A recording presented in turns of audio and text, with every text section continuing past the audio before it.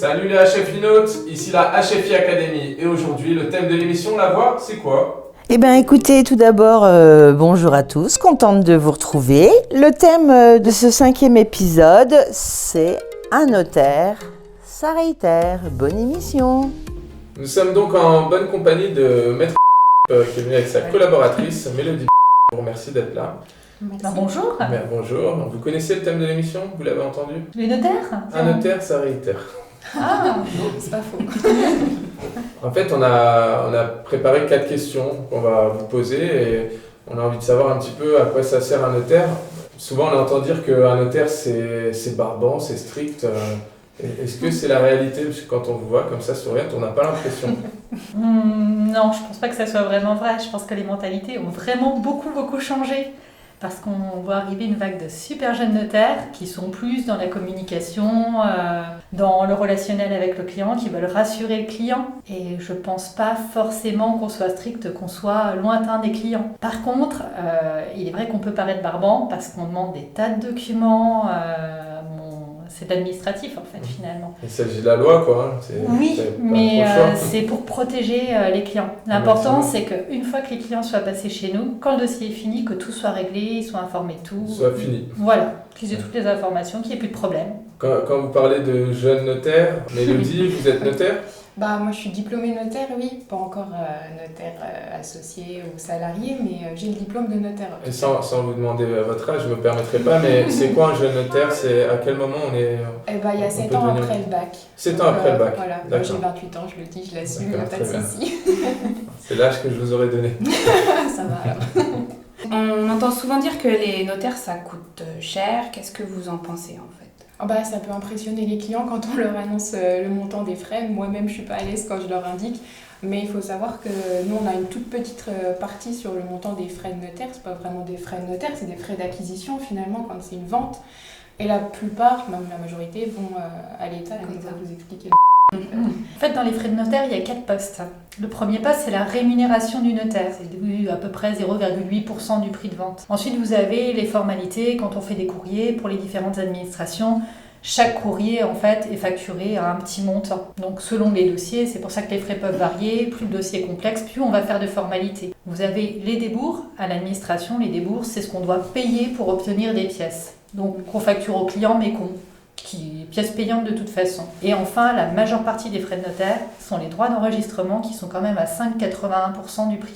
Maître, peut-être avez-vous un exemple à nous donner? Je pense qu'on peut partir sur un exemple à peu près courant pour tous les clients. On va partir sur l'exemple d'une acquisition à 150 000 €. D'accord. Affichons-le ici pour que tout le monde puisse suivre. On peut voir sur une maison à 150 000 €, les frais de notaire sont composés de 4 postes. Donc premier poste, la rémunération du notaire qui est de 0,800% à peu près du montant total. Ensuite, il y a un poste formalité pour tous les courriers qu'on peut faire aux différentes administrations. Il y a une tarification qui peut s'appliquer. Donc, selon l'acquisition d'une maison, d'un appartement, d'un terrain, il y aura plus ou moins de frais puisqu'il y aura plus ou moins de formalités. Nous avons ensuite le poste débours. Ce sont par exemple les demandes d'état civil qui sont payantes, les demandes au service de la publicité foncière qui sont payantes, que nous donc, faisons payer aux clients puisque nous n'avons pas le droit d'avancer des fonds aux clients. Tout à fait. Et dernier point, le plus important, donc les droits d'enregistrement dus à l'État de 5,81%. Donc dans notre exemple, sur 150 000, les droits sont de 8 710 €. Alors, ces droits sont des taxes ou des impôts? Ce sont des impôts dus à l'État, des taxes que nous on collecte et qu'on reverse à l'État. D'accord. On est principalement collecteur d'impôts en étant notaire. Oui, c'est vrai. Alors moi j'avais une question que tout le monde se pose. Est-ce qu'il y a que le mariage qui protège vraiment les couples? Si vous posez la question à mes elle va vous dire oui, pro-mariage. Après, il y a aussi la possibilité de faire un pax et un testament. Ça coûte plus cher du coup? Pas forcément. Moi, j'arrive facilement à marier les clients en leur expliquant l'avantage du mariage. On a énormément de clients qui viennent nous voir, qui achètent, qui sont 2 concubins, ils achètent leur maison et malheureusement, ils ne se protègent pas parce qu'ils n'ont pas l'information. Donc systématiquement, au moment de l'acquisition, on leur demande de rester pour leur donner l'information. On ne les pousse pas à l'acte, mais on veut vraiment qu'ils ressortent avec l'information. Quelqu'un qui achèterait une maison à 200 000 euros, donc la part de chacun serait de 100 000 euros.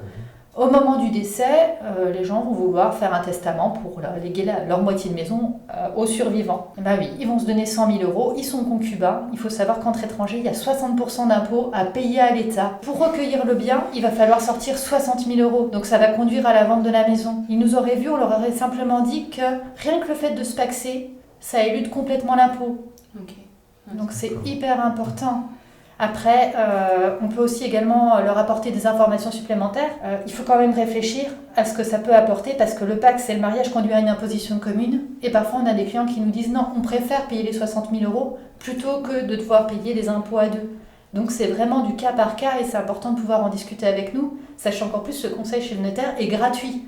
Donc ça serait bête de s'en priver et de passer à côté de ça et de payer énormément d'impôts pour ne pas avoir pris les renseignements. Voilà pourquoi les grands-mères disent qu'il faut se protéger avant le mariage. Voilà, tout à fait.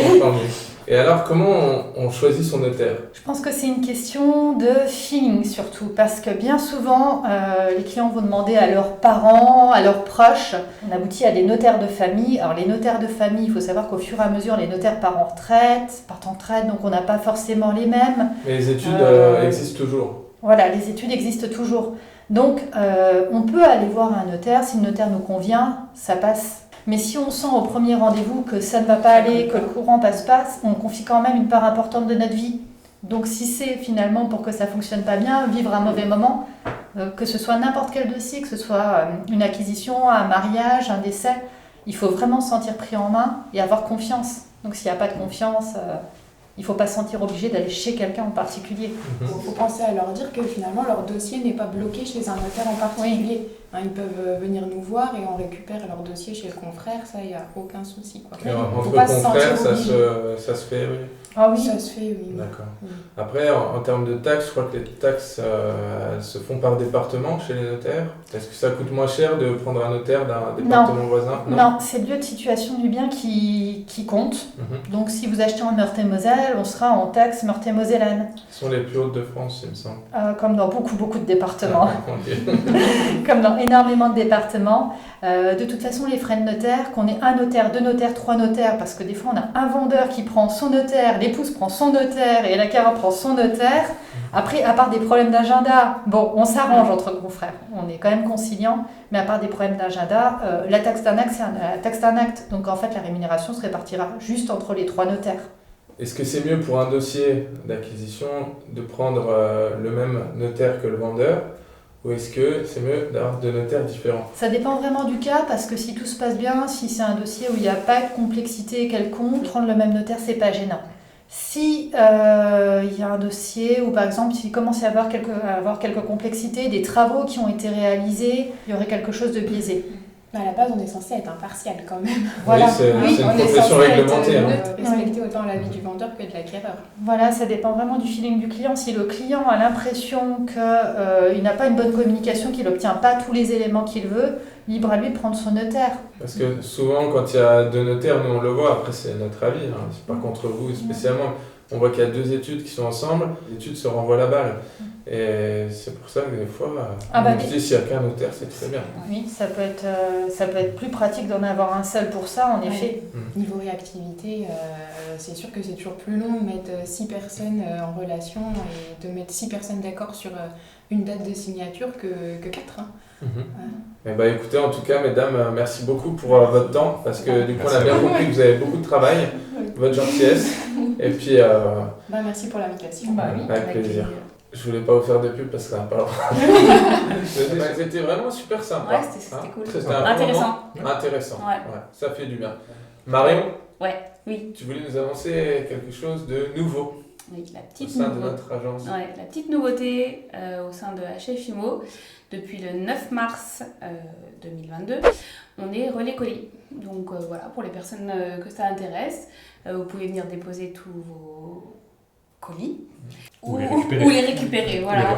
Et c'est l'heure du jeu concours. Bon l'équipe, aujourd'hui je vous ai ramené quelqu'un. Moussa, présente-toi. Salut l'équipe, je me présente, je m'appelle Moussa, je suis actuellement père de formation en milieu professionnel. Et aujourd'hui, je vais vous présenter notre jeu concours. Notre jeu concours qui est simple. Le but consiste à faire gagner 2 places pour aller voir le match du Sloot Basket Nancy. 2 places VIP. 2 places VIP, exactement. C'est à quelle date tout ça? C'est pour le samedi 16 avril. Je suis parti les voir il y a 2 semaines contre Quimper et honnêtement l'ambiance était vraiment incroyable.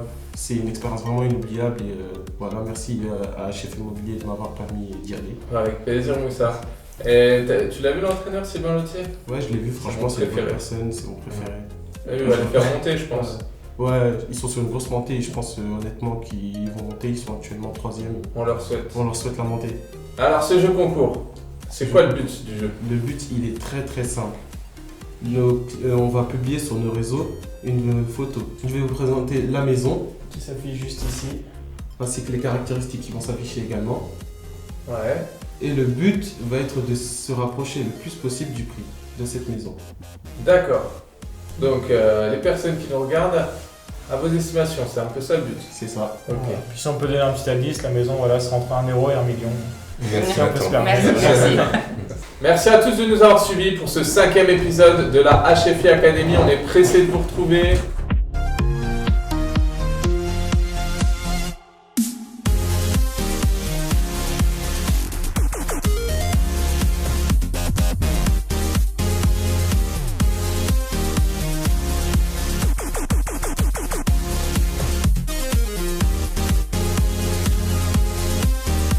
Ouais, c'était nul ça, mais c'est pas grave, il a coupé avant. Oui, tout à fait. Alors affichons-le ici s'il vous plaît. Non. Vous faites rien. D'accord. En fait, Hugo vient de montrer un faux affichage. Je vais pas la Normalement cérémonie des Oscars ce week-end. En fait c'est la post-prod, c'est après au montage. Ça tourne, Agnès. Ça tourne, hein. Tu sais que ça tourne. Bah, Si. On l'a arrêté parce que tu étais là. Ah oui, Ah oui, ouais. J'ai entendu du bruit, c'est pour ça que je suis venu, je pensais que vous Oui, c'est Ah, c'était Agnès. moi j'ai rien. Benjamin, tu peux la ramener dessus? Non. Et à chaque fois, on lui dit à chaque émission. Tout est calé. Bon bah écoutez, bravo. Dans la 5e épisode, dans la boîte. le super vite C'est sur dans la Agnès. boîte. On peut manger un petit chocolat quoi pour fêter ça. Parfait.